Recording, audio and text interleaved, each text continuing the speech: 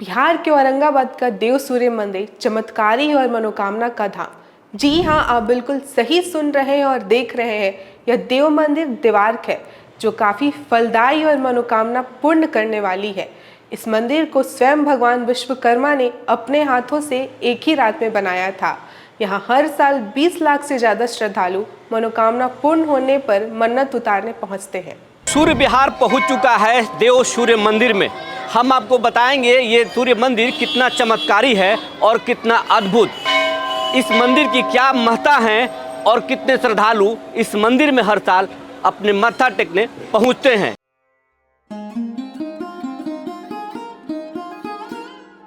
राजधानी पटना से 165 व जिला मुख्यालय से 14 किलोमीटर दूर है देव सूर्य मंदिर। इस मंदिर का मुख्य द्वार पश्चिम दिशा की ओर खुलता है। यह त्रेता काल का है और अपनी कला व भव्यता के साथ साथ अपने इतिहास के लिए भी विख्यात है। कहा जाता है कि मंदिर का निर्माण देव शिल्पी भगवान विश्वकर्मा ने स्वयं अपने हाथों से किया है। इस मंदिर के बाहर लगे शिलालेख के अनुसार 12,16,000 वर्षों के त्रेता युग गुजर जाने के बाद राजा एल के पुत्र पुरुरवा एल ने इस मंदिर का निर्माण कार्य प्रारंभ कराया था। शिलालेख से पता चलता है कि सन 2014 में इस पौराणिक मंदिर को निर्माण काल को 1,50,014 वर्ष पूरे हो गए हैं। इस अद्भुत सूर्य मंदिर में 7 घोड़े वाले रथों पर भगवान सूर्य 3 रूपों में स्थापित हैं। उदयांचल यानी प्रातः, मध्यांचल सूर्य यानी दोपहर व अस्तांचल सूर्य यानी अस्त के रूप में दिखाई देते हैं।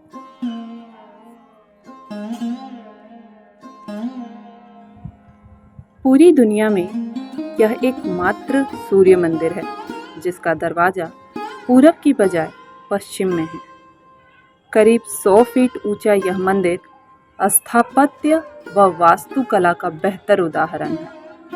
बिना सीमेंट, चूना व गारा के प्रयोग किए आयताकार, वर्गाकार, अर्वाकार, त्रिभुजाकार और गोला पत्थरों से काटकर और जोड़कर बनाया यह मंदिर बेहद आकर्षक व विस्मयकारी है।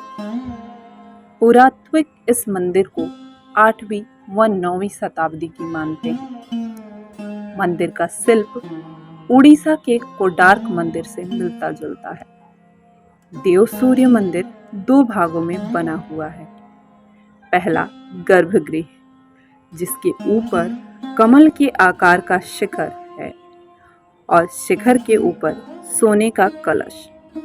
दूसरा भाग मुख मंडप है, जिसके ऊपर पिरामिड के आकार का छत और छत को सहारा देने के लिए नक्काशीदार पत्थरों का स्तंभ है। देव सूर्य मंदिर देवार्क माना जाता है। यह जो सबसे ज़्यादा फलदायी है और मनोकामना पूर्ण करने वाला। यही कारण है कि हर साल यहाँ 20 लाख से ज़्यादा श्रद्धालु अपनी मनोकामना पूर्ण होने पर आते हैं।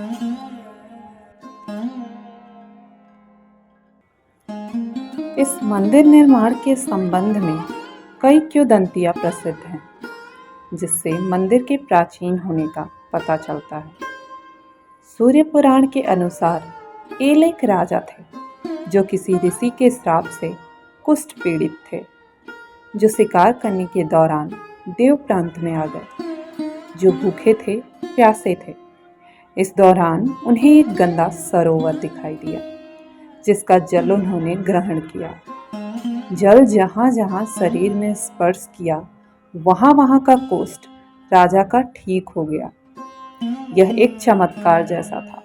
फिर क्या था? राजा ने इस सरोवर में अपने पूरे शरीर को लिटा लिया, जिससे राजा का कुष्ठ पूरी तरह से ठीक हो गया। फिर राजा ने रात्रि में इसी जंगल में विश्राम करने के लिए निर्णय लिया।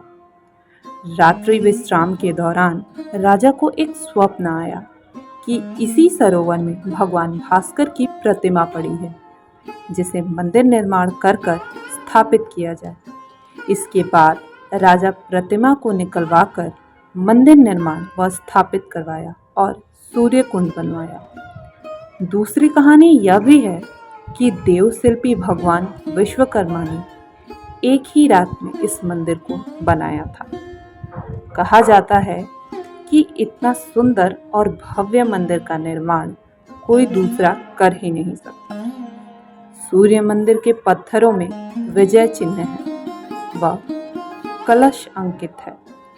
मंदिर के स्थापत्य से प्रतीत होता है कि मंदिर के निर्माण में उड़ीसा स्वरूप नागर शैली का समावेशन किया गया है। नक्शीदार पत्थरों को देखकर पुरातत्व विभाग के लोग भी नागर व शैली के मिश्रण का समन्वय बताते हैं। दुनिया में जहाँ जहाँ भी सूर्य मंदिर है उनका मुख पूरब की ओर है, लेकिन यहीं एक सूर्य मंदिर है जिसका मुख पश्चिम की ओर है। प्रातःकालीन सूर्य की किरणों की बजाय अस्तांचल सूर्य की किरणें यहाँ भगवान को अभिषेक करती हैं। यहाँ छठ व्रत दुनिया भर में प्रख्यात है। कार्तिक व छठ में यहाँ लाखों श्रद्धालु आते हैं। मंदिर का क्या इतिहास है, कब का बना हुआ है मंदिर पुजारी जी, और इसका इतिहास क्या है? ये त्रेता युग का बना हुआ है। जो वहाँ श्लोक लिखा हुआ है, पुराण का श्लोक है, वह बताता है सुन्न व्योम नभोर सिंधु करभु हिने द्वितीय युगे माघे बान यमौ तिथौ सीते गुरु दिने देवे दिनेशालम प्रारभ्य दृश्य दान रचित शब्दादि यश्चासी तस् नराधिप प्रभुतया लोको विशोको भुवि। इसका अर्थ होता है माघ मास शुक्ल पक्ष की पंचमी तिथि को गुरुवार के दिन देव नामक स्थान में इला के पुत्र ऐल ने त्रेता में 12,16,000 वर्ष बीत जाने के बाद में इस सूर्य मंदिर का शिलान्यास किया, जबकि 12,96,000 वर्ष का त्रेता व्यतीत हो गया। मतलब 80,000 वर्ष त्रेता में बचा हुआ था, तब इसका निर्माण शुरू हुआ। द्वापर 8,64,000 वर्ष बीत गया और वर्तमान कलियुग करीब 5,500 वर्ष बीत गया। आप यह समझ लीजिए कि इला कौन थी, और इला के पुत्र ऐल के थे। हर युग में एक मनवंतर होते हैं, जैसे ये कली युग है, इस कली युग में वैवस्व नाम के मनवंतर हैं, और उस समय द्वापर में मनु नाम के मनवंतर थे। तो मनु की लड़की थी इला और चंद्रमा के लड़का बुध, ये दोनों के संयोग से जो पुत्र पैदा हुए वही राजा ऐल हुए। वे कुष्ठ से ग्रसित थे, उनका कुष्ठ यहीं निवारण हुआ। वह कैसे हुआ वो भी आप समझ लें। यह अपने सेवक के साथ में जा रहे थे। पहले भीषण जंगल होगा, आज भी जंगल है, लेकिन तो अपने सेवक के साथ में जा रहे थे, तो उन्हीं किसी चीज़ के लिए पानी की आवश्यकता हुई, जल की आवश्यकता हुई, तो उन्होंने अपने सेवक से कहा कि जल ले आओ। तो कहीं सुंदर स्वच्छ जल नहीं था, तो उसने जो है सो नौकर एक गड्ढा में कीचड़ नुमा जल था, वही कीचड़ नुमा जल लेकर के उनके पास में गया और उसी से वो अपना क्रिया किए। जितना दूर वह जल से स्पर्श हुआ, कीचड़ से स्पर्श हुआ, जादू के समान उनका कुष्ठ समाप्त हो गया।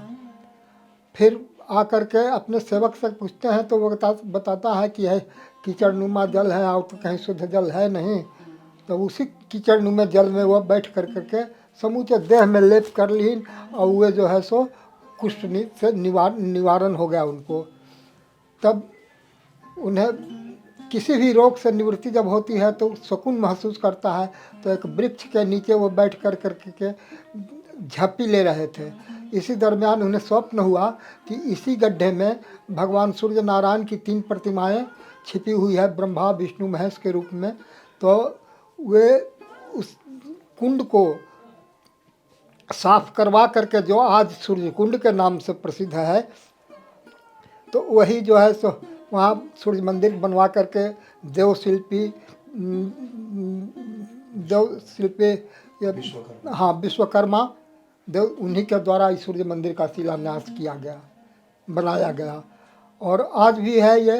अब थोड़ा कुछ समझ लीजिए, धीरे धीरे ये सब पत्थर उथर क्षरण हो रहा है, समझिए कि नहीं। राजा आयल के कहने के बाद विश्वकर्मा जी बनाए या स्वतः नहीं नहीं नहीं, उनके कहने के बाद में जब उनको निर्देश हुआ कि आप मंदिर, सूर्य भगवान की मंदिर बनवा करके ये भगवान ब्रह्मा विष्णु महेश की तीनों प्रतिमा को स्थापित करें, वहाँ पूजन वगैरह करें, तो वह देवशिल्पी ही जैसे वो देवताओं के सभी कार्य के लिए शिव जी के बारात में राजा हिमांचल के यहाँ उन्हीं का बनाया हुआ मंडप और दुनिया जहान सारा उन्हीं का था, या कोई भी देवशिल्पी का काम है, विश्वकर्मा का काम है कि वो देवताओं के कार्य को करते हैं, तो उन्हीं के द्वारा बनाया गया। एक और मान्यता है कि ये जो मंदिर है वो रातों रात पूरब की दिशा से पश्चिम की ओर मुड़ गया। ऐसा कहीं लिखित नहीं है बाबू, समझिए कि नहीं, ऐसा कहीं लिखित नहीं है। लोग कहता है कि औरंगजेब जब चढ़ाई किया तो यहाँ के भक्त लोग उसे मना किए,